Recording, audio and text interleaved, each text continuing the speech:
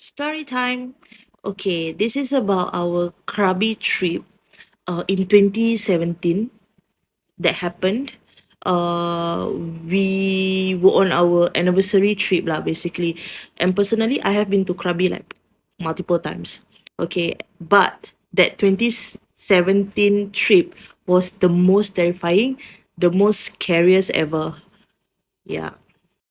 Okay, so how it happened is that on that particular day, me and my husband, we were already on an outdoor activity the day. Like we went to the pool, like basically outdoor activity. So it was very tiring, but I don't know what or why I decided to like very pushy towards him. Like I kept telling him that I want to go Krabi Town, I want to go Krabi Town. Padahal tempat tu aku dah pergi banyak kali dah pun. Tapi aku insisted that I wanted to really go there. I don't know what like attracted me to like really go there. So in the end, we still go. I mean, we still went despite the rain. That point of time, kita selalu pergi like macam October, November, that period of time. And memang it's like always like macam waktu-waktu hujan lah, like tengah time like it will always rain from afternoon till like evening probably. So Krabi Town ni is actually a night market dekat Krabi lah. Like, it's like very well known. So in the end my husband agreed to go because he already give signs like macam tak nak lah, penat lah, malas lah. So aku sampai like macam like paksa dia tau, paksa tak tahu nak pergi sana ni kenapa, tak tahu, like really don't know why. Okay, so we went. Okay, apparently we went. Usually I'm very bad with maps. Like even like kalau nak travel naik public pun kadang-kadang aku akan sesat. But on that particular day, because I wanted to go and my husband was very lazy, so he told me like, okay, you want to go, then just look at find out how to get there. So I look at the map and it stated like 1 hour plus, which is very weird because from Aonang, we were located at Aonang. So from Aonang to Krabi Town, usually it takes like less than half an hour. Yeah, less than half an hour because it's like 20 plus or maybe berapa belas kilometer from our place. But that map shows that it's like about 1 hour 20 minutes. So before we went, we actually top up petrol. So we move. So that was our first trip. Okay, anyway, we sewa motor. So that was our first time kita jalan malam. Okay, stay tuned for part 2. Okay, here's the part 2. So we continued and because malam kan, kita in Thailand, that was our first time kita jalan malam. Usually it's like in the day lah, because in Krabi itself banyak like macam tempat yang gelap and a lot of like village area kan. So long story short, we followed the map that was on my phone. Okay, and then suddenly, okay, so we went into a wrong route. Okay, for example kan, the map says like, okay, turn left, tapi we missed that, like along the way we missed a lot of exit though. Yeah, so the map keeps telling us to like turn left, then kita terlajak, then turn left, then terlajak again. I think like it's like a couple of times. So in the end we managed to like really turn left because, okay, here's the thing, motor tak ada phone holder, so I was holding on to my phone to like guide my husband like where to go and all, and I'm really bad with that. But anyway, dah when we turn left already, so bila dah turn left, it leads us to like perkampungan area tau, like really village tau, like macam rumah-rumah kampung yang korang akan nampak dekat Malaysia and all. So it's exactly like that. So dah tak kat highway lagi tau, like we were already in the village area. So and dalam village tu, of course, it is not a smooth road surface. Then there's a lot of potholes. And guess what? We had an accident. Kita tak langgar apa-apa, tapi because of the pothole, kita jatuh. So when I fell, like motor like really terbalik dengan aku sekali terbalik. Okay, so bila dah jatuh tu, aku dah takut gila, tapi my husband like just like macam try to get help. Because aku dah stuck dah. Dah macam dah tak boleh, tak tahulah, mungkin takut at the same time like macam seram and everything lah, mixed feelings. Tapi orang-orang dekat perkampungan area tu in Thailand, dekat Krabi ni memang baik. Diorang like really go, really all out. Tapi aku rasa diorang ingat kita ni macam hantu ke apa tau. Like macam bila diorang tolong kita tu, diorang macam tak tahu macam manusia ke bukan ke, like you know, like very weird face, you know, like macam nak pergi ke tak, you know, that kind of thing. So memang orang-orang kampung kat situ tu, dorang macam find us very weird because I think there is no tourist that akan masuk dalam perkampungan area tu because satu dah malam, kedua like macam like how the hell did these people manage to get into the village area, kan? And we are tourists tau, we are not local people. So in the end they help us, and then dorang tolong lah. So part 3, bila motor tu jatuh, kan, dia ada macam cala-cala lah. So kita ni risau bukan pasal diri kita. We were injured lah. Like especially my husband, he was terribly injured, dah berdarah and all. Tapi our main concern was like the condition of the bike, because bila kita return back ni, kalau pecah ke, cala ke apa kan, we have to bear the cost. We have to bear the cost. So apparently we have to get out of the place kan. So I still insist of going. Like tak tahu, I don't know what draws me to still insist of going. Like despite dah kena accident, tak nak patah balik like masih nak pergi. So long story short, we still follow the map and it still says that it's just like few minutes away, something like that if I'm not wrong. So we actually rode off. Okay, we managed to get off the kampung area, but here's the scary part. Okay, so we saw, like, because we followed the map kan, so we came across this old police station. At that point of time, bila aku nampak this old police station, dia bukan old police station though, it was like abandoned. Like you can see like spider webs, like macam, kau tahu macam rumah-rumah bungalow yang dah lama ditinggalkan, like abandoned, really abandoned, like macam cerita-cerita hantu yang korang nampak dekat TV tu, something like that. Like it was so scary. Okay, so the map shows that we have to pass by that abandoned house. Okay, so like aku macam, betul ke tak ni, like seriously. So I was so frustrated. I told him that macam, just follow lah, just pergi je lah, like why are you arguing kan. Yeah. So when the map keeps telling us to go straight, which we have to pass by the abandoned police station. Okay, to be honest, at that point of time, aku tak nampak macam police station tau. Aku nampak benda tu, tempat tu macam abandoned temple. Macam orang kat sini kan banyak temples and all kan. So aku nampak macam temple, tapi laki aku cakap, laki aku cakap it's like a police station lah, abandoned police station. Yeah. Okay, part 5. So actually, as we are sharing this story, we still get goosebumps pasal macam very traumatized. Anyway, as we get further down, okay, that's when we realize that kita sebenarnya dekat tengah-tengah hutan. Like really, I don't know if you all have been to a wild jungle lah, like macam like hutan rimba, hutan besar gila punya tau. And tak ada lampu, tak ada cahaya, it's only your bike, like lampu motor je. And with the potholes, and baru hujan. So and kau dekat dalam hutan. So motor waktu tu bukanlah motor adventure pun ke apa kan. So kita pula dah takut pasal before that dah accident. Dan lepas tu terus ni kita baru realize like macam kita kat dalam tengah-tengah hutan. So bila kat dalam hutan tu kan, dia bukan road, dia technically is just pasir, and road tak stable, pothole, ada bump here and there, and it was a good like 20-25 minutes ride macam tu. And guess what? Aku kat belakang, aku diam je. Aku diam. waktu tu aku rasa macam dah takut gila because aku dah sadar aku dekat dalam hutan.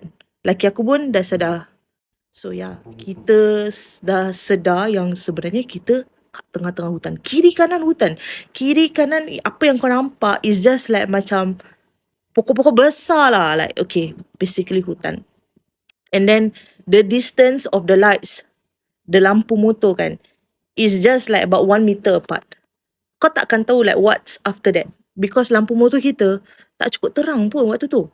So ni kalau kita langgar pokok, langgar lah. Kita langgar apa, kita pun tak tahu apa depan kita. Yeah. So part 6, bila kita dah realise yang kita ni dekat tengah-tengah hutan and then lampu motor pun tak kuat, yang kita nampak is just like 1 meter apart. So aku diam. I kept quiet that whole 20-25 minutes or maybe half an hour. I kept quiet. Like really quiet. Because pada aku like macam aku dah takut satu, kedua mulut tak boleh cabul kan. So diam lah. Diam kaku, diam. Bila aku diam tu, at that point of time, laki aku pun diam. Because he thought that I was somebody else. Like that thing lah. Dia ingat like macam dia bawa bukan aku. Because he said that he can feel that it is not me. Like it is something else. Yeah, because according to my husband, aku ni selalu bising.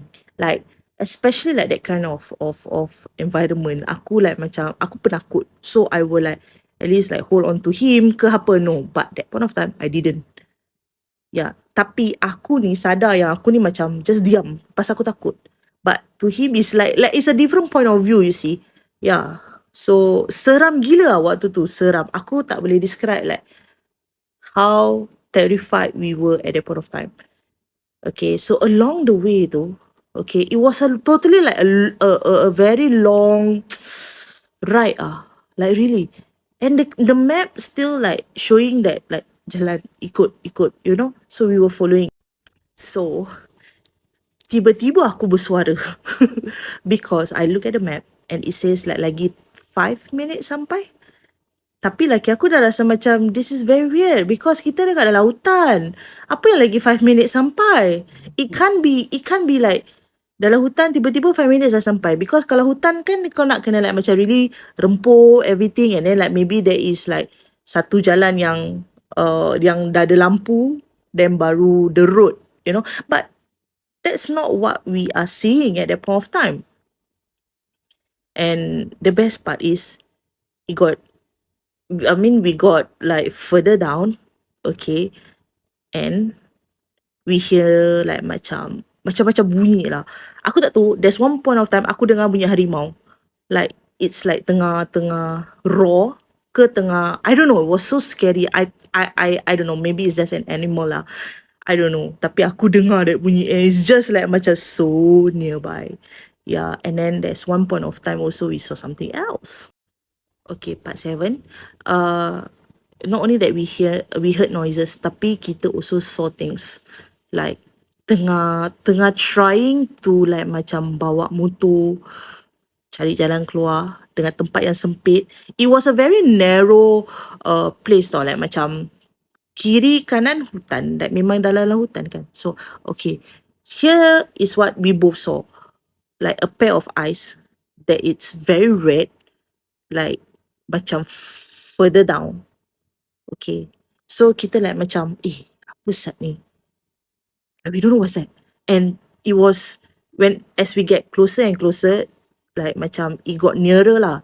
Then lepas tu terus dia macam flying around. Okay, but at the back of my mind like macam nak sedapkan hati lah kan. So we just like macam okay lah, agaknya binatang kot tengah fly, mosquito ke apa kan. So lepas kita dah nampak benda-benda tu, dah dengar suara-suara tu semua, depan sikit laki aku tanya, lagi berapa lama? So I said lagi 1 minit sampai. So that 1 minit nak sampai tu, we were still at the hutan. So the GPS says that you have arrived at your destination. And guess what? Where were we? So bila the map says you have arrived at your destination, we were actually still in the middle of hutan, tapi kali ni dekat dah macam kat lalang-lalang tau. You know like those lalang-lalang tinggi, and depan kita tu kalau lagi sikit je kita move, maybe like 3 meter in front of us is a lake. Like a lake. Bukan kaki, maksudnya macam sungai kecil, like a lake. So aku like macam, laki kita tak teruskan, kalau tak we would have, jatuh kat dalam ke apa, this kind of thing. And guess what? Laki aku dah mengamuk. Like macam, apa ni? This is not the place. Apa? We are still stuck and blah blah blah blah blah. And he said that go and find out how we go back to our hotel, patah balik. And this is another scary part also. Okay, part 8. Here's the thing. I don't know. I still have goosebumps lah. But anyway, bila laki aku dah macam mengamuk gitu kan, dia cakap, patah balik. Go and find out how to get back. And guess what? My GPS says no connection. It was all along tak ada reception. Yeah. So I kept telling him that there is no connection. The GPS wasn't connected. It wasn't online. It's like dah memang tak ada line langsung. All along memang kalau macam ada line kan letak 4G, that kind of thing. Ni tak ada, terus zero, empty, no connection. So that's when he look at me, I look at him, and terus laki aku like macam no. Just U-turn, and we did not talk because we are still trying to digest like what just happened. Like all along, phone aku sebenarnya tak ada reception, but the GPS was leading us to this place. Tak ada connection, tapi was still moving and leading us to this place. So another 20 minutes out, kita tak tahu dengan that's when kita dah start baca-baca, kita dah start macam, aku dah macam, I was very close to, I remember I was working in one of the preschool back then. So I was very close to send my location to one of my ex-colleague. Okay. Just in case anything happened, or I wanted to send it to my family members like my last location. But then tak ada reception kan. So aku like macam mana ni, kalau let's say we didn't manage to get out of that place, how? Like, is this gonna be our last day? Macam-macam benda lah kita fikir waktu tu. So I think like about 20 minutes past, then kita manage to get to the not main road lah. I know, like macam the road along the village. So that's when bila kita dah nampak road, aku dah macam lega, because we are finally out of the hutan. Tapi bila kita keluar tu, there are like, there were I think kids like 2-3 of them were playing along the roadside. So bila diorang nampak kita keluar daripada hutan, diorang macam weird lah. Diorang ingat kita hantu lah. Just who goes to the hutan at this hour? And yang gerbang kita nampak tu sebenarnya kubur. Tapi waktu kita masuk tu, kita tak nampak pun kubur tu. So apparently, yeah, that was what we saw. Bila kita keluar tu, we actually went out from the place that we went in. Tapi bila kita masuk tu, kita tak nampak perkuburan dekat sebelah tu. Because it was just beside. Impossible kita tak nampak, kan? So bila kita keluar tu macam, I was shocked. Because I told my husband, you saw that? Like it's actually kawasan perkuburan. The entrance. And the same place kita exit out, that's when we realise kita nampak. So bila kita keluar tu adalah macam budak-budak kampung, budak-budak tengah main motor, main basikal. So bila dia nampak kita keluar, dia macam hutan, then the kawasan perkuburan, then the road tau. So bila kita keluar tu, they were looking at us macam like macam gitu lah, macam like apa ni, hantu. I don't know, like they were very shocked. So I told my husband, berhenti sini, let's get help, because kita dah takut gila. And handphone tak ada reception. Like suddenly tak ada reception.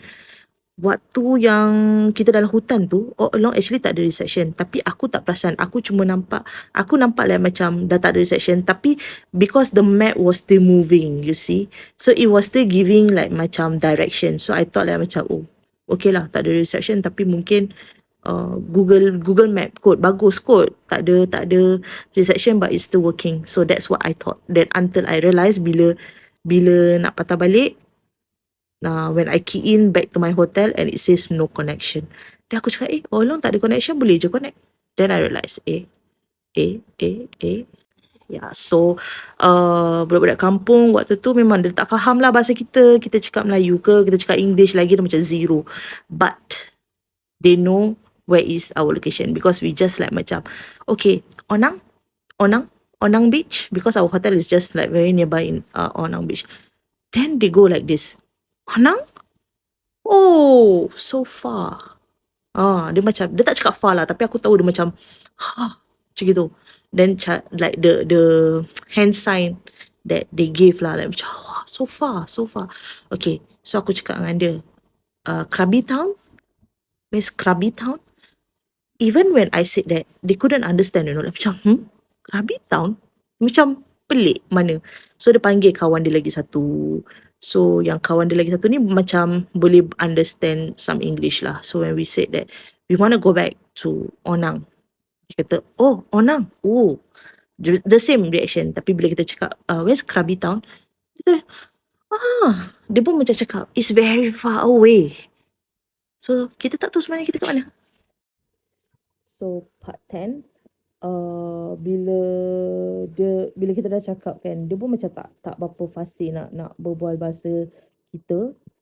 So kita tanya for direction, tapi dia macam bilang lah, tapi in bahasa dia kita tak faham macam mana. So in the end we said thank you, and then aku nak gunakan Google Translate, tapi pun tak ada reception, so tak boleh connect, cannot.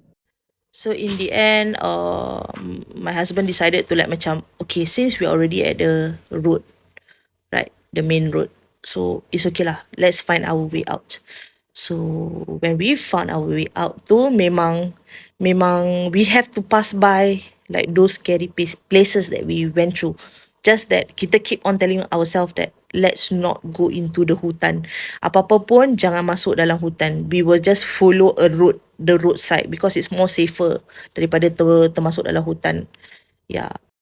So long story short, dah pusing. Laki aku pun teringat. Dia tiba-tiba teringat macam mana nak patah balik. He was able to remember his route lah, like where we came from. And then that's when I was the happiest lah, because dia macam cerita jejak kasih tau. Tiba-tiba jumpa pangkal jalan. So terus nampak kita turun bukit tu, kali belok kiri tu baru macam expressway, the highway. That's when kita like macam Alhamdulillah. Ya, so kat tepi tu ada macam 7-Eleven ke apa. So kita beli air untuk tenangkan diri, then wash off kita punya injuries, pasal like he was bleeding and all, quite bad that point of time. Yeah, so bila dah kat bawah tu, that's when our phone have reception balik. So we were able to use the map, and it's about like a 1 hour plus journey back. Bayangkan, macam dari Singapore pergi JB kot. Yeah, so that was very long lah. I think like 50 over kilometer away from our ni. Padahal Krabi Town tu, kalau dari Onang kan, like I say lah, it's not even like half an hour. Probably like 20 plus kilometer je pun. Yeah. So we were really terrified that we didn't even want to talk about it. Atas motor ni dah takut sangat, like macam our thinking is just like macam kita just nak sampai safely to Onang, back to our hotel. Okay, last part. So we managed to sampai Onang, and kebetulan dah sampai dekat Onang, tayar kita bocor yang ke? So bocor. So kita macam Alhamdulillah, like macam walaupun dia bocor, tapi kita dah sampai dekat dengan hotel kita. So that's what we did lah, kita actually park our bike because it's just like macam maybe 10 minutes walk to our hotel back. So we just park one corner, then kita tak nak balik terus pasal kita masih takut. Like we don't know what's gonna happen next. So kita actually lepak dekat the McCafe yang tadi tu, yeah. So kita lepak situ and then we were so scared. We were so terrified. Like macam takut gila lah. Nak cerita pun takut gila. So kita calm down. Like after 1 hour plus, baru kita walk back to our hotel. Tapi that night, I wasn't feeling, kita still feel takut, tapi according to my husband that he heard noises like macam ada orang ketuk kita punya hotel door. I was already gone pasal aku dah macam penat sangat pasal in the day kita dah pergi outdoor and all kan, so like macam aku tertidur. So I don't know, that time maybe pukul 4 lebih nak masuk 5 kot. My husband didn't sleep. So he heard like a lot of things lah. Like macam ada orang cuba nak macam ada orang ketuk the hotel door, like noises and all. And that hotel yang kita book, kita punya hotel is at basement. Pasal dia macam ada jacuzzi and all. So it's like macam special hotel that point of time, I guess. So kita cuma ada like macam 3 neighbours je. Macam cuma ada 3 room je kat basement tu. So bila kita check in tu memang tak ada orang lah. Tak ada orang kat sebelah sana pun tak ada. Kosong. Tapi like we heard that noises and all. So I mean he heard, I didn't. So bila aku balik tu, kita balik and we were still seram, takut, and then still couldn't sleep. Aku kat rumah pun aku tak boleh tidur. Okay, here's the thing. This is the last part actually. Bila kita dah sampai hotel tu, sebelum kita tidur, before the noises that my husband heard, kita trace back. Because that time aku pakai Samsung. So aku boleh trace balik like the map that aku dah key in. And guess what? It is actually the area was totally hutan. Like memang kita masuk tempat hutan. Yeah. And that village is like totally village area yang dalam hutan. So aku shock gila lah. Cause when I share with my friends and I found out like memang kita kat dalam hutan, I shared the map and everything. So diorang macam terkejut lah. Like, serious lah kau masuk tempat-tempat macam gini. Bukan kita nak, tapi kita tak tahu what attract me to like actually nak really pergi sangat. So the next day, we spoke to one of the hotel punya ni kan. One of the hotel staff tau. Kita bilang lah, kita cakap motor kita pancit. So kita nak tahulah kedai motor mana. Kita nak kena repair dulu motor sebelum kita hantar kan. Kalau tak, there's penalty charges and all lah kan.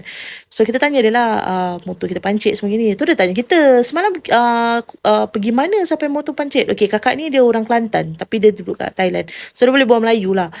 Dia cakap, semalam pergi mana gini-gini. So, here's the thing. We told her, like, tempat ni, about this place, tempat apa. So, she said the same thing. She said is tempat hutan and banyak, tempat-tempat yang abandoned kat situ. So dia kata jarang lah orang nak pergi sana. Turis semua tak pergi sana. Dia cakap, awak nak pergi sana ke? So we didn't tell her that we went there. We just say, oh tak ada, kita saja je, kita nampak kat map ni. So nak tahulah tempat ni sebenarnya apa. So dia cakap tu tempat abandoned places. So I don't know, okay, whether the people that I saw, the villagers that we saw are real people. Because according to that kakak, tempat tu dah tak exist. Scary. Aku dah macam easy. Like betul kakak tu cakap, oh ni kampung lama ni. Tapi ni dah tak ada orang tinggal lah. Dia macam hutan aja. Tempat tu semua hutan. So kita macam scary gila lah waktu tu. Macam we can't even like digest that. Like who are the people that we saw? Siapa yang tolong kita?